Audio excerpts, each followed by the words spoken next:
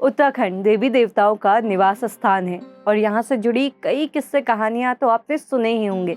पर क्या आप उत्तराखंड की उस जगह के बारे में जानते हैं जहाँ यहाँ की सबसे शक्तिशाली देवियाँ एक साथ रहती हैं? नमस्कार, मैं रक्षिता आज आपको कहानी सुनाने वाली हूँ उत्तराखंड की महाशक्तियों के गढ़ की।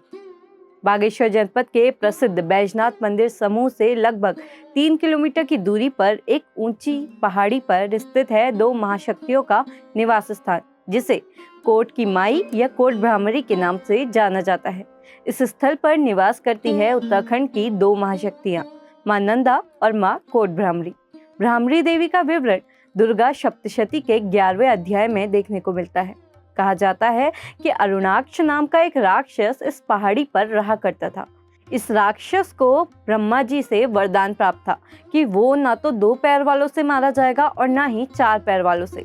सभी देवता उसके अत्याचारों से परेशान होकर शिव से इसके निवारण की प्रार्थना करने लगे, जिसके बाद शिव ने उन्हें मां भगवती की स्तुति करने का मार्ग सुझाया।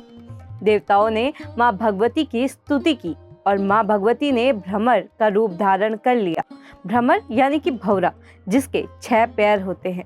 भ्रमर के रूप में जैसे ही देवी ने अपनी बाहें फैलाई तो उससे लाखों करोड़ों भ्रमर उत्पन्न हो गए और उन्होंने डंक मार मार कर अरुणाक्ष का वध कर दिया।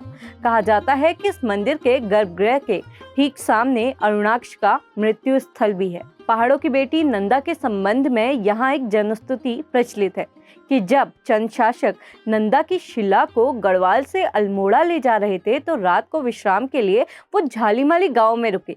अगले दिन प्रातःकाल इसे ले जाने के लिए जब सेवकों ने इसे उठाना चाहा तो शिला को उठाना नामुमकिन सा हो गया।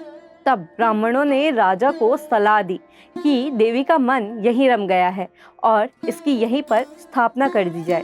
जिसके बाद झालीमली गांव में एक देवालय का निर्माण करवाकर वहीं पर नंदा देवी की प्रतिष्ठा करवा दी गई। कई वर्षों तक नंदा झालीमली गांव में ही पूजी जाने लगी। कुछ समय बाद भ्रामरी देवी के साथ ही नंदा को भी स्थापित कर दिया गया और दोनों महाशक्तियों का पूजन नंदा भ्रामरी के रूप में किया जाने लगा। इस कोट भ्रामरी मंदिर का संबंध नंदा की राजजात यात्रा से भी है। नौटी से आयोजित होने वाली नंदा राजजात में सम्मिलित होने के लिए अल्मोड़ा से प्रस्थान करने वाली जात का दूसरा रात्रि विश्राम यहीं होता है। यहीं से राजजात में जाने वाली देवी की स्वयंभू कटार को भी ले जाया जाता है, जो कि ग्वालदम देवालय होते हुए नंदकेसरी में प्रधान जात में सम्मिलित होती है और राजजात की समाप्ति पर फिर से इसे यहीं लाकर स्थापित कर दिया जाता है। कहा जाता है कि जो यहाँ सच्चे मन से दर्शन करने आता है उसकी मन्नत कभी खाली नहीं जाती। आप देख रहे हैं खबर उत्तराखंड। अगर आप हमें YouTube पर देख रहे हैं तो सब्सक्राइब करें और बेल आइकन जरूर दबाएं। अगर आप हमें Facebook पर देख रहे हैं तो हमें फॉलो जरूर करें।